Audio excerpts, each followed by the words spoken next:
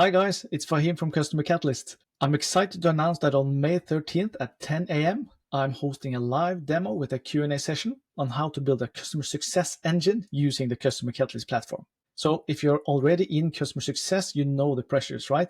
You have to retain customers, you have to drive expansion, you have to prove return of investment, but most CS teams don't have the tools or structure to do it. In this session, I'll show you exactly how we are solving that. So we will go over a couple of things. We will look at how to build structured customer journeys inside our platform, how you can automate your workflows with Playbooks. We'll look at how you can track customer health and how to create success plans that actually drive renewals and growth. I'll also answer all of your questions live at the end of the webinar. So just use the link below to register, and I'll see you there.